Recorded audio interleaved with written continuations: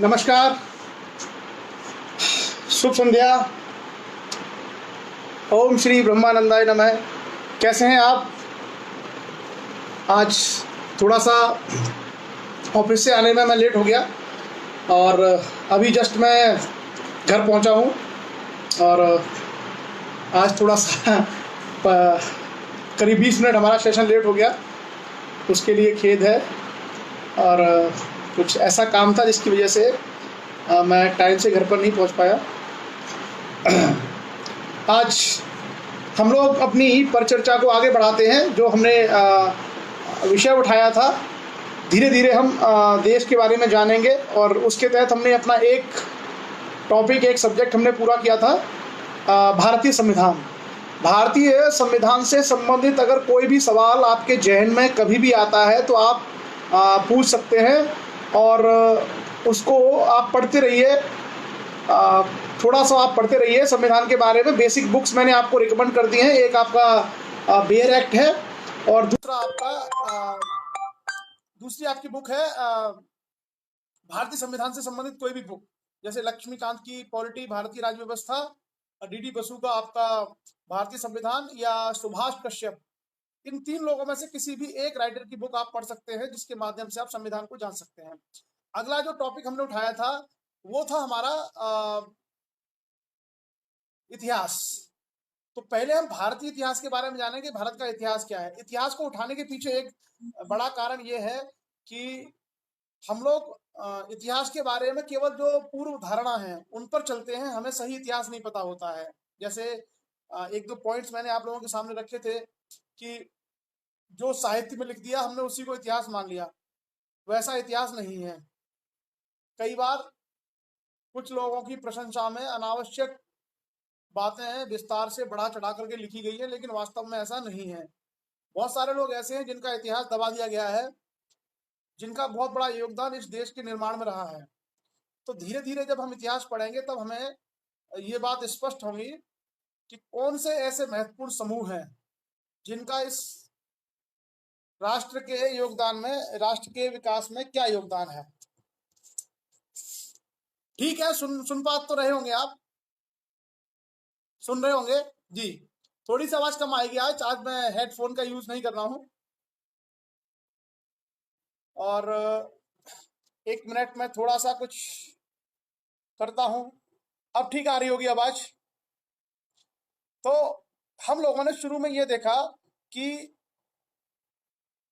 जो हमारा इतिहास है उस शुरुआत कैसे हुई।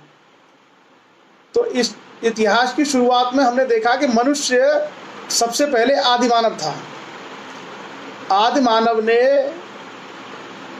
इतिहास का निर्माण किया।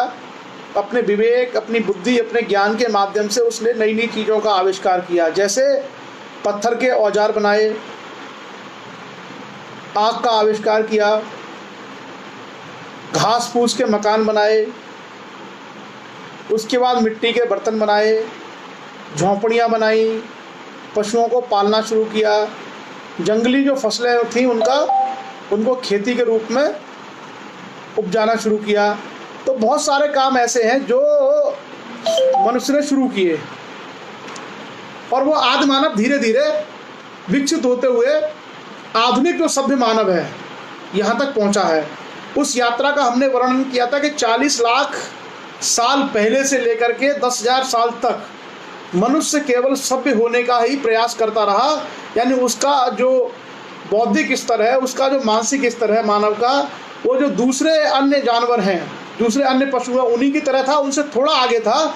लेकिन ऐसा नहीं था कि मनुष्य के पास सारी सुविधाएं थीं। अब ये परिवर्तन धीरे धीरे अब उसने, देखिए इसी जो मस्तिष्क का विकास है अन्य दूसरे जानवरों की तुलना में मनुष्य का ज़्यादा अच्छा हुआ और उसी का लाभ उठाते हुए मनुष्य दूसरे जानवरों से आगे निकल गया। उनको उसने पालतू बना लिया या उनका वो उपयोग करने लगा। अब एक तो आप अपने मन में से ये धारणा निकाल दीजिए, जो बहुत सारे लोग कहते हैं कि भगवान ने और ब्रह्मा ने और इसने और उसने जो है मनुष्य को कमल के फूल से बना दिया है या पानी से बना दिया है या घड़े से पैदा कर दिया है। ऐसा नहीं है। मनुष्य का के इतिहास के विकास का एक क्रम है और धीरे धीरे उसने चीज़ें विकसित की हैं। और उसका एक सिंपल सा तर्क आप देखिए कि आज जिस हम मोबाइल फ़ोन का उपयोग करते हैं वो कभी हमारे दादा, हमारे परदादा लोगों ने कल्पना भी नहीं की होगी कि कभी कोई ऐसा यंत्र आ सकता है कि हम घर घर बैठे बातें कर सकते हैं, SMS कर सकते हैं, और तो और अब एक दूसरे को देख भी सकते हैं। तो कभी हमारे दादा के ज़माने में या जो हमारे परदादा रहे होंगे उनके ज़माने में ये चीज़ें उनकी कल्पना के बाहर रही होंगी। यानी विज्ञान ने प्रगति की है। उसी प्रकार धीरे धीरे मनुष्य ने अपने इतिहास को बनाया है, उसने प्रगति की है। तो हमारा जो सोच है वो क्या होनी चाहिए? साइंटिफिक। हमारी सोच वैज्ञानिक होनी चाहिए, हमारी सोच तर्क पे आधारित होनी चाहिए, हमारी सोच प्रमाण के पर आधारित होनी चाहिए। ऐसा नहीं है कि किसी ने कुछ भी कह दिया और हमने मान लिया। उन चीज़ों को पढ़े लिखे आदमी को हर विषय पर तर्क वितर्क करना चाहिए और तभी हमें किसी चीज़ की प्रामाणिकता स्वीकार करनी चाहिए जब वह सिद्ध हो जाए। अगर वह सिद्ध नहीं होती है तो उसके बारे में हमें पूरा हक है कि हम उसे संदेह की दृष्टि से देखें या उस पर सवाल खड़े करें। तो इतिहास हमको ये अध्ययन सिखाता है। एक चर्चा हमने की थी उस दिन सैटरडे की शाम को इतिहास के बारे में थोड़ी सी। उसमें हमने क्या देखा था कि इतिहास में सबसे महत्वपूर्ण समय कालखंड, यानी कब का इतिहास, किस समय का। तो दो टर्म्स मैंने आपके सामने डिस्कस किए थे, एक था एडी और एक था हमारा BC. BC before Christ, AD after उनकी डेथ।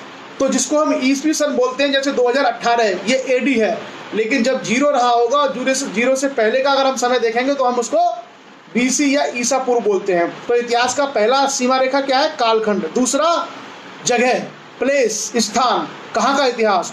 सिंधु घाटी का इतिहास, नर्मदा घाटी का इतिहास, कर्नाटका का इतिहास, चीन का इतिहास। यानी इतिहास में दूसरी महत्वपूर्ण चीज़ क्या है? स्थान। और तीसरी महत्वपूर्ण क्या है? उसके संबंध में उपलब्ध साक्ष्य। साक्ष्य हमको खुदाई से मिल सकते हैं या किसी पुस्तक में उसके बारे में विवरण हो सकता है या किसी विदेशी लेखक ने उसके बारे में लिखा हुआ हो सकता है। इसके आधार पर हम इतिहास का निर्माण करते हैं और इतिहास बहुत ही प्रामाणिक होता है।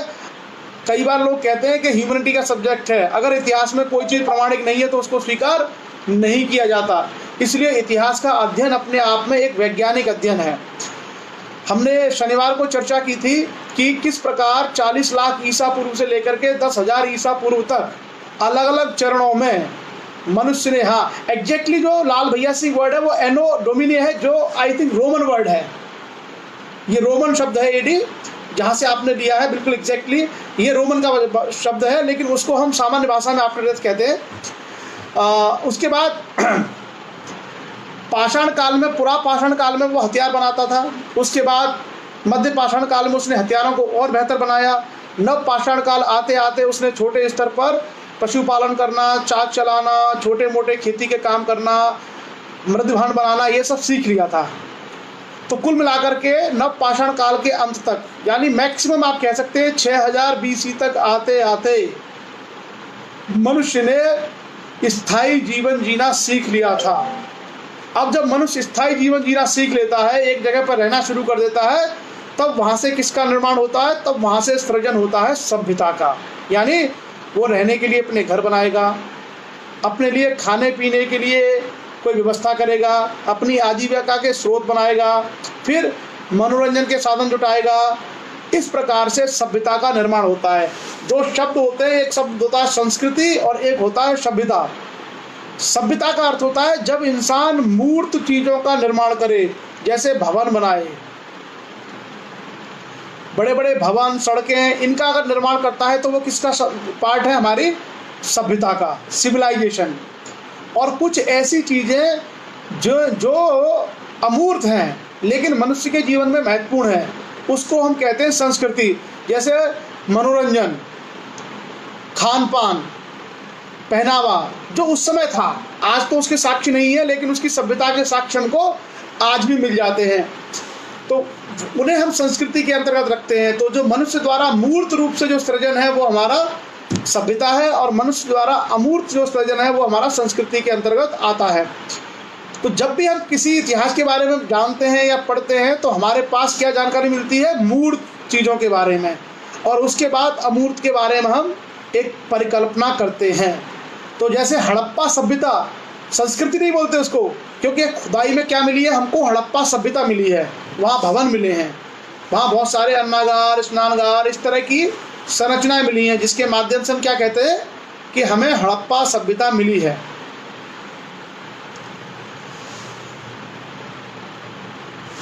अब हमें हड़प्पा सभ्यता के बारे में, इसी प्रकार से वैदिक सभ्यता के बारे में, उसी प्रकार से हम धीरे धीरे इतिहास के बहुत सारे पहलुओं के बारे में जानते हैं। तो अब मैं कई बार इतिहास को लेकर के जो बेसिक सवाल आपके मन में आते हैं, बेसिक क्वेश्चंस आते हैं, मैं इतिहास पर इसलिए जोर दे रहा हूँ कि एक तो हम लोगों को अपना सही जो इतिहास है वो जानना जरूरी है, हम लोग अपने सही इतिहास को नहीं जानते। दूसरा, इतिहास को इसलिए पढ़ना जानना जरूरी है कि आपके जो कंपटीशन एग्जाम्स हैं, उन कंपटीशन एग्जाम्स में से अधिकांश कंपटीशन एग्जाम ऐसे हैं जिसमें इतिहास का बहुत बड़ा वेटेज है, बहुत बड़े संख्या में हिस्ट्री से क्वेश्चंस पूछे जाते हैं। कई बार बड़े बड़े एग्जाम्स में हिस्ट्री से डायरेक्ट ऐसे लिखवाए जाते हैं जो कुल एग्जाम का 30% या 20% वेटेज होता है। तो हिस्ट्री अपने आप में one of the most important subject for competitive exams, especially जब आपको नौकरी के लिए एग्जाम देना है, जैसे SSC, bank, railway, IAS, PCS, इन लेक्चरर, बीएड, बीटीसी, अगर इनके आपको कॉम्पिटिशन क्लियर करने हैं तो इनमें बहुत सारे सवाल हिस्ट्री से आते हैं। जैसे सम्राट अशोक किस वंश का राजा था,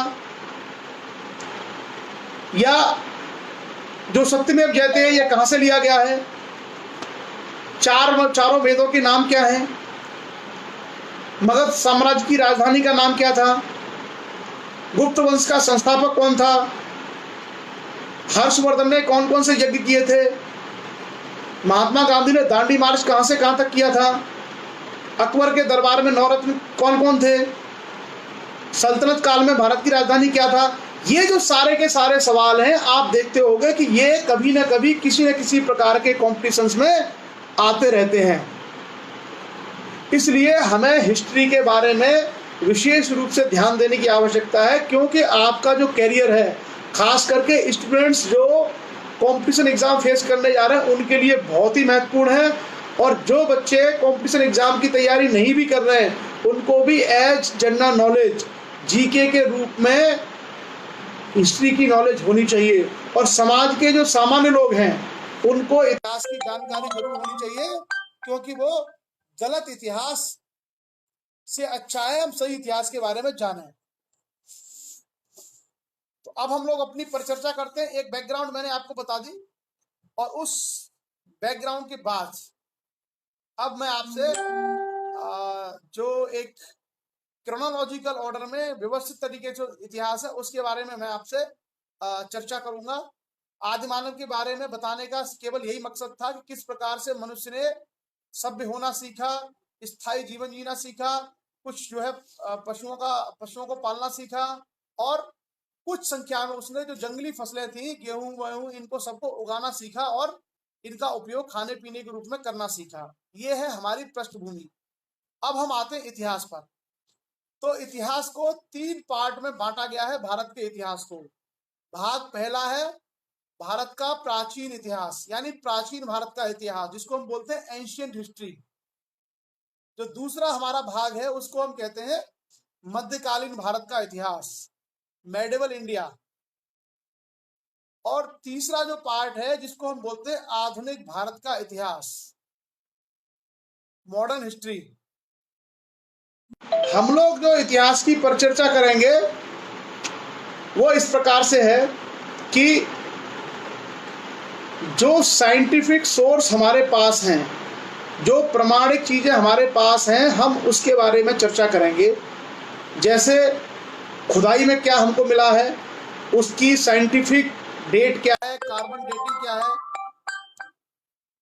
इन सारे विषयों को लेकर के ही हम चर्चा करेंगे। हम अनावश्यक रूप से कि किसी किताब में या कहीं कुछ भी लिख दिया गया है साहित्य में, हम उसको सही नहीं मानेंगे। तो आप लोग थोड़ा सा इतिहास की इस परिचर्चा में जुड़ने के लिए अपने मन को मुक्त कर लीजिए। आपके मन में अगर कुछ ऐसी अवधारणाएं हैं तो उनसे आप लोग मुक्त हो जाइए। जैसे मैं आपको एक एग्जाम्पल देता हूं।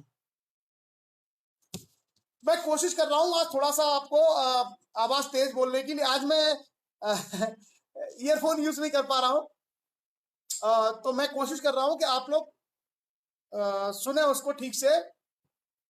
जैसे एक एग्जांपल मैं आपको देता हूं, 8 हाथ 36 गज अंगुल अष्ट प्रमाण, ता ऊपर सुल्तान है मत चूके चौहान।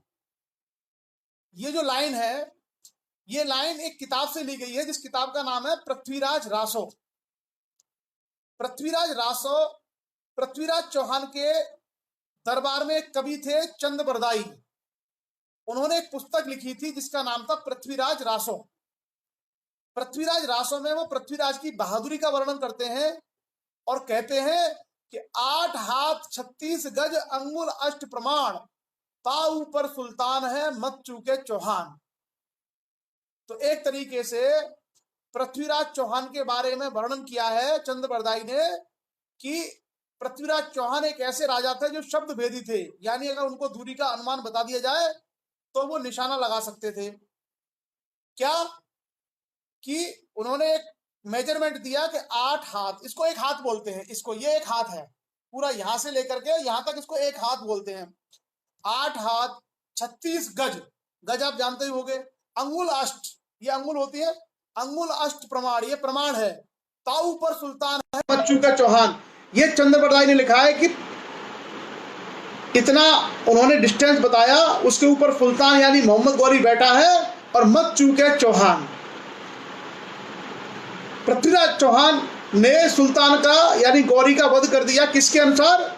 चंद बरदाई के अनुसार। लेकिन इतिहास में इसका कहीं से कोई प्रमाण नहीं है। इतिहास के अनुसार ये क्या है? इतिहास के अनुसार ये एक काल्पनिक गाथा है। एक कवि ने अपने राजा की बहादुरी को दिखाने के लिए प्रशंसा में ऐसी रचना कर दी है। इतिहास इसको कहीं से भी तथ्यपरक या प्रमाण नहीं मानता।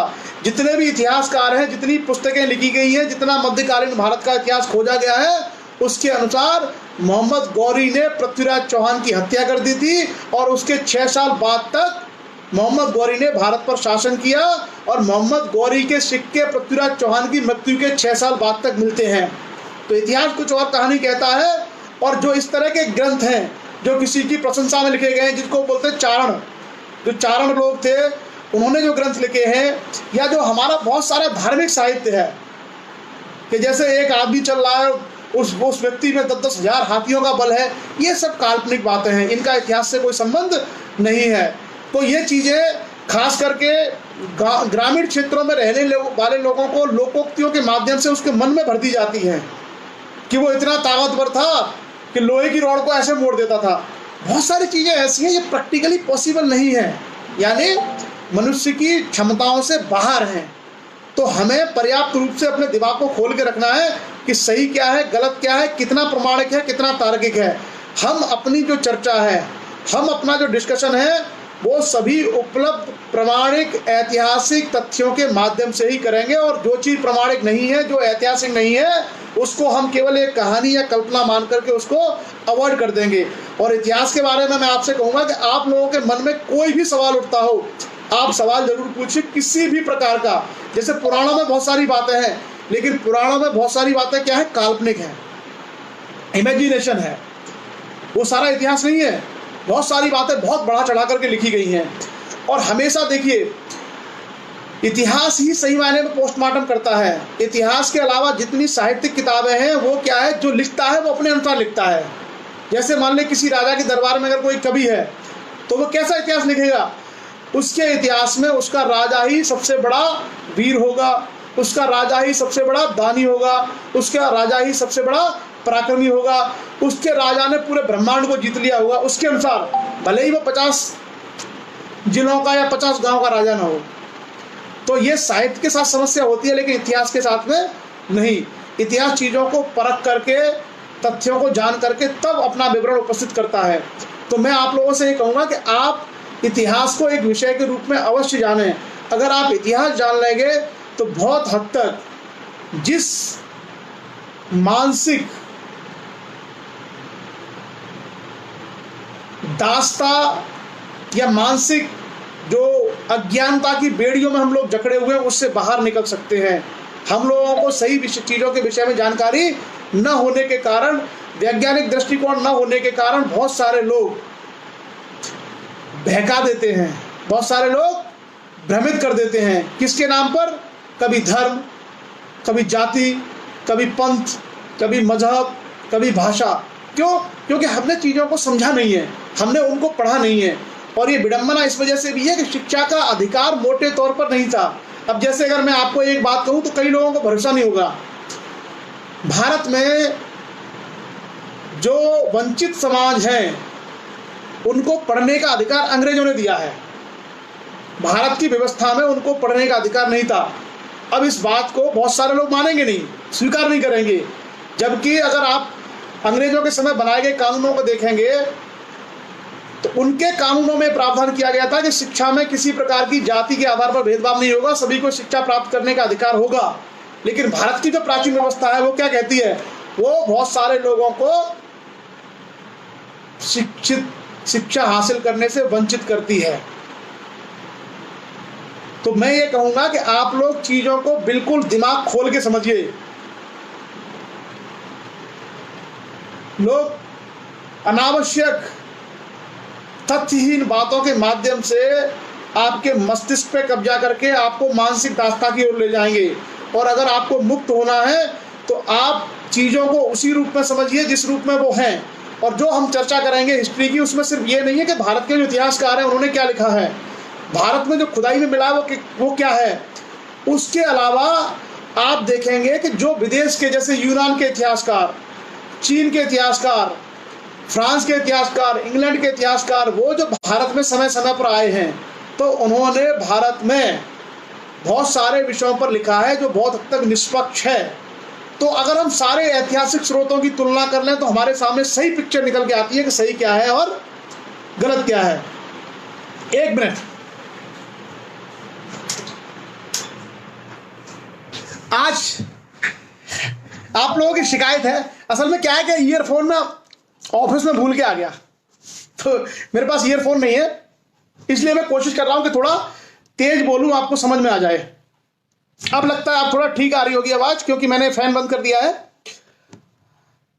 तो इतिहास के बारे में हमें बिल्कुल प्रमाणिक, तथ्यपरक, तार्किक विषयों को लेकर चलना है। और हिस्ट्री अगर समझ में आ गया तो आप दुनिया का समाज सीख जाओगे, दुनिया की राजनीति सीख जाओगे, जितने तरह से लोग आपको बेवकूफ बनाते हैं उन सबसे निकलने का रास्ता सीख जाओगे, अगर आपने सही मायने में इतिहास को समझ लिया। तो धीरे धीरे ये चर्चाएं ये सब होती रहेंगी। हम अपनी बातों को शुरू करते हैं और हमारा जो प्राचीन भारत का इतिहास है हम इससे शुरू करेंगे। पहले हम भारत के इतिहास के बारे में जानेंगे और थोड़ा बहुत हम जो दुनिया का इतिहास है उसको भी समझने का प्रयास करेंगे। और हर चीज के फायदे और नुकसान होते हैं। हर सभ्यता अपने पीछे कुछ अच्छे काम करके जाती है, कुछ अच्छे काम नहीं करके जाती है। उनका भी हम मूल्यांकन करेंगे कि किस प्रकार से अलग अलग सभ्यताओं का किसी देश के समाज के, किसी देश की व्यवस्था के निर्माण में योगदान है। तो आज नहीं, अब तो ठीक आ रही होगी आवाज, अब तो मुझे लगता है दिक्कत नहीं है। अब तो लोधी राजेश जी, अब आवाज ठीक हो गई होगी। हाँ, ये सब बातें आएंगी, ये सब टॉपिक हम लोग उठाएंगे कि कहां कहां दिक्कतें थी। लेकिन अभी हम क्या है, विधिवत इतिहास के बारे में चर्चा अपनी करते हैं और प्राचीन भारत से हम शुरुआत करेंगे। कोई बात नहीं, आज चर्चा कम कर लेंगे, लेकिन जितना है वो आपको स्पष्ट समझ में आए।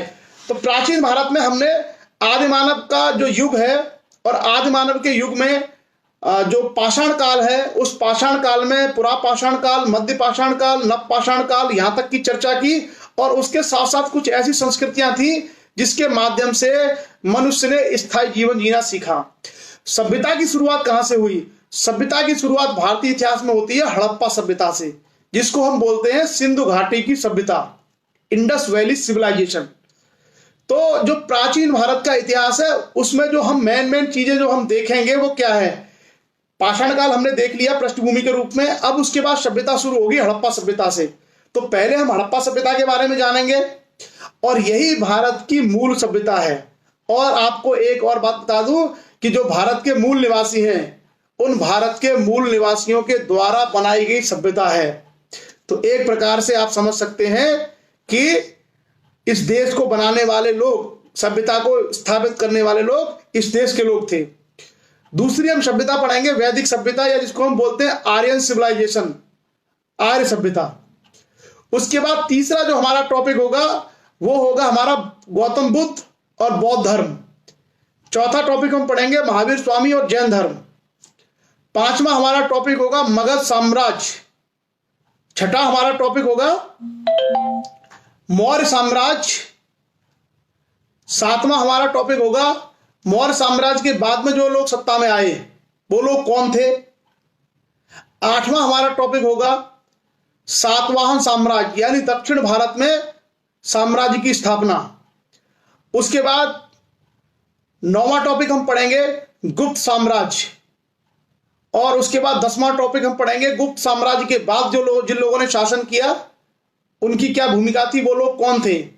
11वां हमारा टॉपिक होगा सम्राट हर्षवर्धन, और उसके बाद हर्ष के बाद भारत की स्थिति। कन्नौज एक महत्वपूर्ण शहर के रूप में बना और कन्नौज के लिए 3 अलग अलग शक्तियों के बीच में संघर्ष। तो ये कुल मिलाकर के मोटी मोटी कहानी है हमारी भारत के प्राचीन जो समय का इतिहास है उसके बारे में जानने की। इतिहास मेरा फेवरेट सब्जेक्ट है, और आईएएस के लिए मेरा सब्जेक्ट हिस्ट्री और फिलोसफी था, तो मैंने काफी इतिहास पढ़ा है। मैंने मास्टर्स किया था इतिहास में, और बहुत इंटरेस्टिंग सब्जेक्ट लगता था मुझे।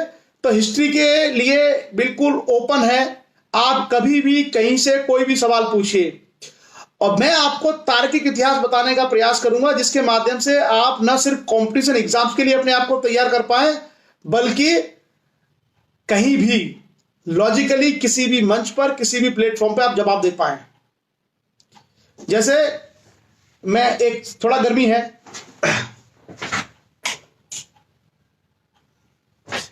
जैसे मैं आपको एक छोटा सा एग्जांपल दूं। कुछ लोग ये कहते हैं कि जो मौर्य, कुशवाहा और शाक्य हैं, हम हड़प्पा सभ्यता पे आएंगे, लेकिन मैं आपको एक थोड़ा सा ब्रीफ आइडिया दे रहा हूं कि चीजों को कैसे समझना है। कुछ लोग कहते हैं कि मौर्य, कुशवाहा और शाक्य जो है क्षत्रिय नहीं है। जो आज के समय के जो कुछ लोग हैं वो मानते हैं कि वो क्षत्रिय नहीं है। अब देखिए इतिहास क्या कहता है। इतिहास कहता है कि गौतम बुद्ध के पिता राजा थे शुद्धोधन, महावीर स्वामी के पिता राजा थे, और मौर्य साम्राज्य की स्थापना चंद्रगुप्त मौर्य ने की। वो मौर्य साम्राज्य भारत का सबसे बड़ा साम्राज्य था, जिसमें चंद्रगुप्त मौर्य, बिंदुसार, अशोक। अगर शाक्य मौर्य ये भारत में राज्य स्थापित करने वाले सबसे पहले लोग हैं, सम्राट थे ये लोग। अगर ये क्षत्रिय नहीं है तो फिर कौन क्षत्रिय होगा। लेकिन कुछ ना समझ लोग इस बात को स्वीकार नहीं करते। इतिहास कहता है कि भारत में राजवंशों की और सम्राटों की स्थापना किसने की है? मौर्य लोगों ने। गौतम बुद्ध, ऐतिहासिक प्रमाण है कि उनके पिता राजा थे। चंद्रगुप्त मौर्य, ये आपका अशोक, सम्राट अशोक, इतने बड़े बड़े राजा भारत में कभी हुए नहीं। इतना बड़ा इनका साम्राज्य था, और लोग क्या कहते हैं कि ये क्षत्रिय नहीं थे, ये तो कुशवाहा हैं, ये तो शाक्य हैं, ये तो मौर्य हैं। तो हमें इतिहास को जानने के लिए इस तरह के तथ्यों को, प्रमाण को जानना भी आवश्यक है। अगर हम इन प्रमाणों को नहीं जानेंगे तो कोई भी आपके समाज की, आपकी तौहीन कर देता है। तो चलिए आज हम लोग अपनी शुरुआत करते हैं सिंधु घाटी की सभ्यता, यानी हड़प्पा सभ्यता। तो मैंने 2 चीज आपको बताई थी शुरू में, बीसी और एडी, ईसा पूर्व और ईसवी सन। इसको आप लोग याद रखिए। अभी जो हम इतिहास पढ़ रहे हैं वो बीसी का इतिहास पढ़ रहे हैं, यानी ईसा से पूर्व का इतिहास। तो भारत के, जिसको हम आज बोलते हैं पश्चिमोत्तर भारत, कुछ राजस्थान, पंजाब, हरियाणा, पश्चिमी उत्तर प्रदेश और पाकिस्तान का क्षेत्र, इन सारे क्षेत्र में एक सभ्यता विकसित हुई जिसको हम कहते हैं सिंधु घाटी की सभ्यता। सिंधु घाटी की सभ्यता इसलिए बोलते हैं कि जो सिंधु नदी है, सिंधु नदी के आसपास ही इसके आरंभिक प्रमाण हमको प्राप्त हुए। इसके जो बड़े बड़े नगर थे वो सिंधु नदी के किनारे पर थे।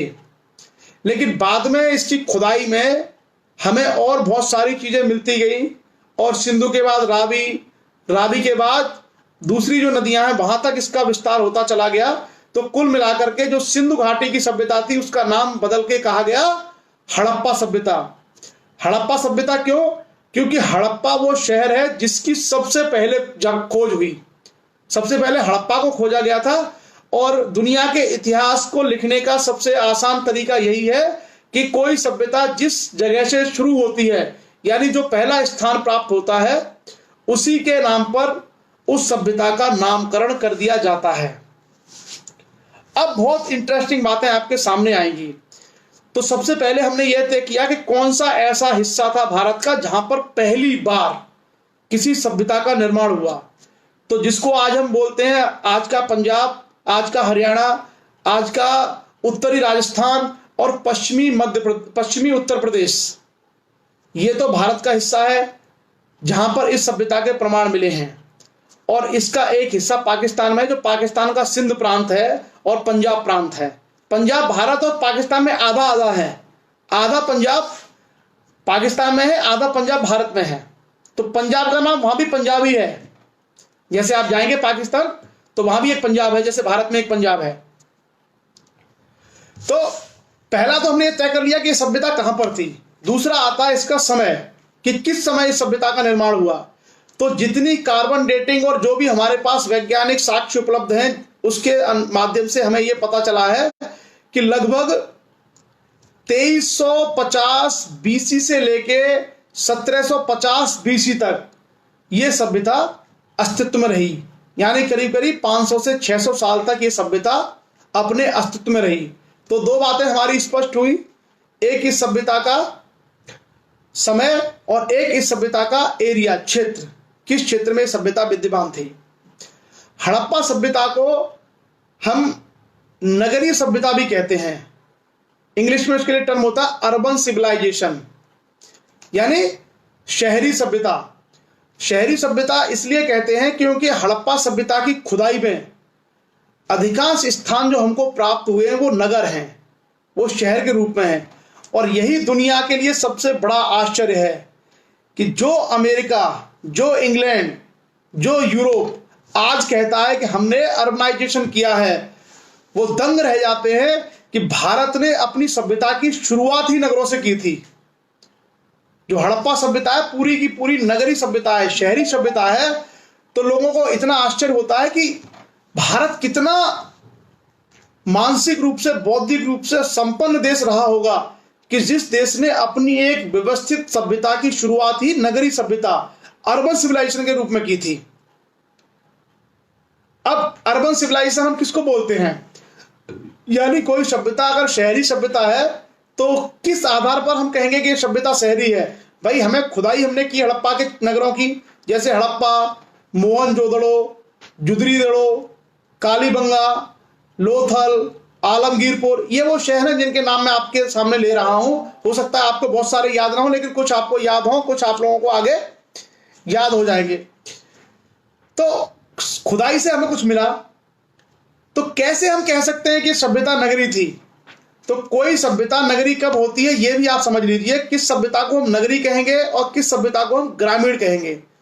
नगरी सभ्यता में कृषि मुख्य पेशा नहीं होगा, पहली बात। नगरीय सभ्यता में पशुपालन का भी उतना रोल नहीं होगा। अगर कृषि है और पशुपालन है तो ये किसके प्रमाण है? ग्रामीण संस्कृति के, यानी जो गांव की सभ्यता है उसके प्रमाण है। गांव में खेती बाड़ी होती होगी, गांव में पशुपालन होता होगा। शहरी सभ्यता में क्या होगा? एक तो व्यापार होगा, दूसरा बड़े बड़े घर होंगे, एक ही जगह पर घनी आबादी होगी, व्यवस्थित तरीके से पानी निकालने की या गेट लगाने की या सड़कें बनाने की व्यवस्था होगी। उसको हम कहते हैं नगरीय सभ्यता। अगर हम आज के जो नगर हैं, आज के नगरों से तुलना कर लें तो हम समझ सकते हैं कि गांव और नगरों में क्या फर्क है। शहर बड़े होते हैं, ज्यादा आबादी होती है, बड़े बड़े मकान होते हैं, सड़कें होती हैं, एक दूसरे को क्रॉस करती हैं, नालियां होती हैं, मेन होल होते हैं, बाजार होता है, ट्रेड होता है, ये सब किसके प्रमाण है? अर्बन सिविलाइजेशन के। गांव में क्या होता है? पशुपालन होगा, छोटे छोटे घर होंगे, अव्यवस्थित तरीके से बने होंगे, खेती होगी, ये गांव की संस्कृति है। तो हड़प्पा सभ्यता की खुदाई जब हमने की तो उस खुदाई से हमको प्रमाण जो मिले उसने तय किया कि ये अपने आप में एक नगरीय सभ्यता थी। तो दुनिया के लिए भारत की अनूठी देन है कि इतने बड़े व्यवस्थित तरीके से एक अर्बन सिविलाइजेशन को अर्थात एक नगरीय सभ्यता को विकसित करने का श्रेय दुनिया में किसे जाता है? भारतवासियों को। भारत के निवासियों ने सबसे पहले एक व्यवस्थित सुसंस्कृत नगरीय सभ्यता का निर्माण किया था। अब देखिए, बहुत बड़ा आश्चर्य होता है कि देश में अभी हम 2018 में हैं और करीब करीब 2300 बीसी में ये सभ्यता एग्जिस्ट करती थी, यानी 2018 ये प्लस 2300 वो, करीब करीब आज से 4500 साल पहले ये सभ्यता अपने अस्तित्व में आई थी। और हम लोगों का ज्ञान बीच में इतना कुंद हो गया था कि हमें कब जाके पता चला इसके बारे में? सन 1921 में। सन 1921 से पहले हिंदुस्तान में कोई नहीं जानता था कि हड़प्पा नाम की कोई सभ्यता भी हुआ करती थी, यानी भारत का इतिहास भी इतना पुराना हो सकता है, भारत का इतिहास भी इतना महान हो सकता है। तो ये कहां से पता चला? 1921 में। और वो भी कब? जब वहां उस क्षेत्र से कोई रेलवे लाइन खोदी जा रही थी, तो रेलवे लाइन बिछाने का काम चल रहा था और जब वहां उसको जगह को साफ किया गया तो कुछ टीले वगैरह से कुछ ईंटें मिली, कुछ ऐसे हमको प्रमाण मिले कि भाई यहां कुछ हो सकता है, तब उसकी खुदाई की गई। तो 1921 में जाकर के हम इस सभ्यता को जान पाए जो हमारी कितनी पुरानी सभ्यता है? 4500 साल पहले की सभ्यता है। हम इतिहास किस पे? हम इतिहास, क्योंकि इतिहास का भारत में बहुत अधिक शोध नहीं हुआ। जो राजा महाराज के दरबार में कवि था, जो भी चारण था, उसने जो गा दिया, उसने जो लिख दिया, उसी को हमने इतिहास मान लिया। इतिहास के ऊपर शोध और अनुसंधान, देखिए ये भी बहुत महत्वपूर्ण है। भारत में इतिहास, विज्ञान, भूगोल, इकोनॉमी, इन सारी चीजों को साइंटिफिक और व्यवस्थित तरीके से लागू करने का श्रेय अंग्रेजों को है। अब हम उनकी चाहे कितनी भी आलोचना करें, लेकिन बहुत सारी चीजें भारत को वो ऐसी दे के गए हैं, उससे पहले हमारे लोग सोचते ही नहीं थे। हम लोगों के जीवन में मोक्ष, मोह, माया, ईश्वर, आत्मा, परमात्मा, जादू, टोने, ये था। विज्ञान, तर्क, ये सब चीजों के बारे में हमारा चिंतन बहुत शिथिल था, हम करते ही नहीं थे। इसी कारण भारत की सभ्यता का पतन हुआ और इसी कारण आपने देखा होगा कि कई बार भारत को विदेशी शक्तियों से पराजित होना पड़ा और गुलाम होना पड़ा। क्यों? क्योंकि युग के अनुकूल वैज्ञानिक दृष्टिकोण का हमारे पास अभाव था। तो जो हम हड़प्पा सभ्यता की बात कर रहे हैं, यानी 4500 साल पहले की सभ्यता को 1921 में खोजा गया। 1921 से पहले भारत सहित दुनिया के सभी लोग इस बात से अनभिज्ञ थे कि भारत में कोई इतनी महान सभ्यता भी रही होगी। अब इसके बाद हम आते हैं, इसको खोजा गया, जगह जगह अलग अलग स्थानों पर नगर ढूंढे गए, खुदाई की गई और इस खुदाई में पूरा का पूरा एक उपमहाद्वीप आप समझ सकते हैं, इतना बड़ा क्षेत्र इसने कवर किया। ये कोई ऐसा नहीं था कि एक नगर मिल गया हड़प्पा नाम का या मोहनजोदड़ो। देखा तो गुजरात में इसके प्रमाण, उत्तर प्रदेश में इसके प्रमाण, हरियाणा में इसके प्रमाण, राजस्थान में इस सभ्यता के प्रमाण, पंजाब से लेकर के दक्षिणी जम्मू में उसके प्रमाण, और पंजाब का सिंध, बलूचिस्तान, पंजाब, इन सारे प्रांतों में इसके प्रमाण। तो एक बहुत ही विकसित सभ्यता ये थी। अब इसके बारे में एक जो खास बात है वो ये है कि हड़प्पा सभ्यता में हमको एक लिपि मिली है। लिपि आप जानते हैं, जैसे देवनागरी जिसमें हिंदी लिखी जाती है या रोमन जिसमें इंग्लिश लिखी जाती है, एक लिपि मिली है। जो हड़प्पा में कुछ मोहरें मिली है, सील पर वो लिपि लिखी हुई है। 1921 में मिला है और तब से लेकर के आज 2018 यानी 100 साल होने को आ गए। बहुत सारे भाषाविद, बहुत सारे वैज्ञानिक बहुत सारे इतिहासकार उस पर लगे हुए हैं, लेकिन आज तक उस लिपि को नहीं पढ़ा जा सका है। इसलिए हड़प्पा सभ्यता के बारे में उत्खनन से जो हमें प्रमाण मिले हैं, जैसे हमें लगता है नगर है तो नगर का प्रमाण को हम मान लेंगे कि ये नगर है, नाली बनी हुई है तो हम मान लेंगे कि ये पानी निकास के लिए नाली थी, सड़क है तो हम उसको मान लेंगे कि ये सड़क है, अगर कहीं कब्रिस्तान है तो हम उसको मान लेंगे कब्रिस्तान है। लेकिन उनकी जो संस्कृति है या उनका प्रशासन कैसा रहा होगा, उस सब के बारे में हम केवल अनुमान व्यक्त कर पाते हैं, उसके बारे में हम निश्चित रूप से कुछ भी नहीं कह सकते, क्योंकि उनका प्रशासन क्या होगा इसकी जानकारी किसी भी खुदाई से संभव नहीं है। भाई राजा था, मंत्री परिषद था, क्या था, इसकी जानकारी संभव ही नहीं है। क्यों? क्योंकि जब तक उसके ऊपर कोई लिखित प्रमाण ना हो, किसी लिपि में या किसी पुस्तक में ना लिखा हो कि भाई इस तरीके से शासन चलता था। तो इसलिए हड़प्पा सभ्यता के बारे में बहुत हद तक खुदाई के आधार पर हमारे पास जो साक्ष्य हैं, उन साक्ष्यों के आधार पर हम तर्क संगत अनुमान ड्रॉ करते हैं और उसके आधार पर हम सभ्यता के बारे में जानने का प्रयास करते हैं।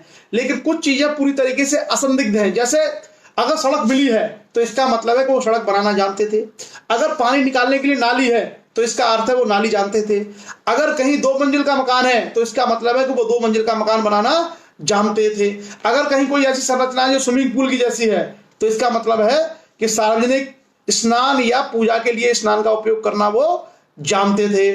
कहीं से अगर मोहरें मिली हैं, सील मिली हैं, एक ही माप की चीजें मिली हैं तो गणित और ज्ञान विज्ञान के विषय में भी उन्हें जानकारी थी। उसी प्रकार से अगर हड़प्पा सभ्यता की चीजें दुनिया के किसी और देश में मिली हैं और किसी दूसरे देश की चीजें अगर हड़प्पा की खुदाई में मिली हैं तो इसका मतलब है कि उनके बीच में व्यापार होता होगा। उसी प्रकार से हड़प्पा की सभ्यता की खुदाई में अगर नाव के नमूने मिले हैं, नाव बनाने के खिलौना नाव जिसको बोलते हैं, तो इसका मतलब है वो समुद्र यात्राएं भी करते होंगे। उसी प्रकार से अगर वहां की मोहरों पर पीपल के, सांप के, पीपल के पत्ते के, सांप के, एक सींग वाले पशु के, अगर इन सब के चित्र मिले हैं तो इसका मतलब है कि उनका महत्व तो हड़प्पा की सभ्यता में रहा होगा, या तो उनको वो पूजा करते होंगे या किसी न किसी रूप में वो महत्वपूर्ण रहे होंगे। तो एक ब्रीफ आउटलाइनिंग मैंने आपको हड़प्पा सभ्यता के बारे में कर दी है। हड़प्पा सभ्यता का काल मैंने आपको बता दिया है, हड़प्पा सभ्यता का जो समय है वो मैं स्थान बता दिया है, और कौन कौन सी बेसिक बुनियादी बातें हैं वो मैंने आपको बता दी हैं। क्योंकि आज थोड़ा सा सेशन हमारा लेट हो गया था, आगे जो हम चर्चा करेंगे हड़प्पा सभ्यता का समाज क्या था, उनकी राजनीति क्या थी, उनकी अर्थव्यवस्था क्या थी, उनकी संस्कृति क्या थी, और हड़प्पा सभ्यता का विनाश कैसे हुआ, इन सारे बिंदुओं पर हम सिस्टमेटिकली डिस्कशन करेंगे, सिस्टमेटिकली इन पर चर्चा करेंगे, ताकि हम पूरे तरीके से ये समझ पाए कि भारत में इतनी उन्नत सभ्यता किस प्रकार सृजित हुई और किस प्रकार से उसका विनाश हुआ। और उसमें जो भी क्वेश्चंस आप रेज कर सकते हैं वो क्वेश्चंस आप उठाइए, जानिए, भारत के असली जो वास्तविक इतिहास है इसको जानिए। सिर्फ ये नहीं है कि कोई भगवान खुश हो गया और उसने नीचे टपका दिया, ऐसा हो गया, ये सब इतिहास नहीं है। इतिहास है जो हमारे पास वैज्ञानिक रूप से उपलब्ध है। ये आपको बहुत हद तक सफल बनाएगा कॉम्पिटिशन एग्जाम फेस करने में और डे टू डे लाइफ में, कहीं भी आपको कोई मंच पे या कहीं भी आपको लोगों को फेस करना है। तो कल हम लोग, क्योंकि आज थोड़ा सा लेट हो गया मेरी तरफ से ही, कल हम लोग वैज्ञानिक तरीके से विधिवत पॉइंट टू पॉइंट इस पर परिचर्चा आरंभ करेंगे और धीरे धीरे धीरे धीरे पूरे इतिहास को एक सामान्य सी सिंपल लैंग्वेज की कहानी के माध्यम से समझेंगे। और वो एक बार अगर हमने वो समझ लिया, उसके बाद फिर कोई भी आपको कभी गुमराह नहीं कर सकता है। कुछ बेसिक बुक्स मैंने आपको कही हैं कि 6ठी, 7वीं, 8वीं या 9वीं, 10वीं की हिस्ट्री की किताबें जो आती हैं यूपी बोर्ड और एनसीईआरटी की, उनको आप पढ़ते रहिए। वो बहुत बड़े शोध पर आधारित है, बहुत प्रमाणिक है। हाँ, मोहनजोदड़ो का शब्द ही है, मोहनजोदड़ो जो शब्द है वो सिंधी भाषा का शब्द है और उसका अर्थ होता है मृतकों का टीला, यानी वहां पर टीले थे। हड़प्पा सभ्यता बेसिकली टीलों के रूप में मिली है और उन टीलों की खुदाई की गई है। तो टीलों की खुदाई में हमें बहुत सारी चीजें मिली हैं, नगर मिले हैं, लोगों के उपयोग के सामान मिले हैं, कंकाल मिले हैं। तो हड़प्पा सभ्यता में जैसे अब आपका मोहनजोदड़ो है, मोहनजोदड़ो शब्द के बारे में वहां स्थानीय भाषा में कहा जाता था कि ये मृतकों का टीला है, यानी यहाँ लोग दबे हुए हैं, इसलिए मोहनजोदड़ो उसका नाम पड़ा। उस प्रकार से हम धीरे धीरे अपनी जो चर्चा है उसको आगे बढ़ाएंगे। फिलहाल मेरी कोशिश है कि एक ब्रीफ आउटलाइन आपको दे दूं, और हिस्ट्री के बारे में you must be logical, you must be reasonable. आप बिल्कुल पूरी तरीके से लॉजिकल हो जाइए। किसी भी तरह का अगर कोई पूर्वाग्रह है उसको अपने दिमाग से आप निकाल दीजिए, इतिहास को इतिहास की तरह समझिए, और फिर आपको समझ में आएगा कि समाज की ये अवस्था आज क्यों है। इस पर हम धीरे धीरे पहुंचेंगे। तो आज क्योंकि समय ज्यादा हो गया था, अभी भी 10:06 हुए हैं और मुझे समय भी नहीं मिला था चेंज करने का भी। तो आज की परिचर्चा को हम लोग विराम देते हैं। क्वेश्चंस आप लोगों ने नहीं उठाए हैं, आप लोग प्लीज थोड़े से क्वेश्चंस उठाइए, इतिहास के बारे में जिज्ञासा पैदा करिए। हिस्ट्री के बारे में अगर आप जिज्ञासा पैदा करेंगे तो निश्चित रूप से आप इस समाज को समझ पाएंगे, और जो लोग समाज सेवा या पॉलिटिक्स में हैं उनके लिए इतिहास जानना बहुत जरूरी है, खास करके सही इतिहास। अगर सही इतिहास आपने नहीं जाना तो आप हमेशा भ्रमित होते रहेंगे। दूसरे जो आपको ज्ञान देंगे, दूसरे आपको जो रास्ता दिखाएंगे, आप भटक करके उस पर चले जाएंगे। और जब आपने सही इतिहास जान लिया तो आप अपना रास्ता खुद तय करेंगे, आप अपना रास्ता खुद से बनाएंगे। तो आज की परिचर्चा को हम लोग यही विराम देते हैं। हालांकि बहुत इंटरेस्टिंग है, हिस्ट्री कभी खत्म करने का मेरा मन नहीं करता, मुझे बहुत इंटरेस्ट है हिस्ट्री में। आपका अगर कहें तो मैं 4-6 घंटे भी इतिहास पे ऐसे ही अनवरत रूप से आपको फैक्ट के माध्यम से बोल सकता हूं, लेकिन आज हम लोग क्योंकि शुरुआत में है और बहुत हैवी हो जाएगा, तो आज की परिचर्चा को हम लोग विराम कर देते हैं। आप लोग अपने सवालों के साथ, अपनी जिज्ञासाओं के साथ जुड़े रहिए, और बहुत सारे सवाल आएंगे, बहुत सारी चीजें आएंगी जो आपको, आपके ब्रेन को जो है एनलाइटन करेंगी, स्पार्क करेंगी। और कोशिश यही है कि एक सही को सही हम समझ जाएं। योगेश राजपूत जी, ये गलती, कल मेरा ऑफिस में रह गया ईयरफोन, तो मैं कल ले आऊंगा, बिल्कुल कल ले आऊंगा, और हम लोग अच्छी आवाज के साथ में कल परिचर्चा करेंगे। आज थोड़ा सा खाना भी नहीं खाया मैंने, इसलिए थोड़ी आवाज कम निकल रही है। और दिन में थोड़ा जल्दी आ जाता हूँ 8:30 तक, लेकिन आज मुझे आने में 7:15 हो गए। 7:30 तक मैं आ जाता हूँ अमूमन, 7:30 पौने 8 तक, लेकिन आज आने में नहीं, सॉरी, आज तो आने में 9:15 हो गए मुझे। तो चलिए आज इस चर्चा को विराम देते हैं। आप सभी लोगों ने इसमें सहयोग किया, पार्टिसिपेट किया, उसके लिए आप सब लोगों का बहुत बहुत धन्यवाद। कल हम लोग फॉर्मली शुरुआत करेंगे history with Indus valley civilisation. Thank you, Jai Hind, good night.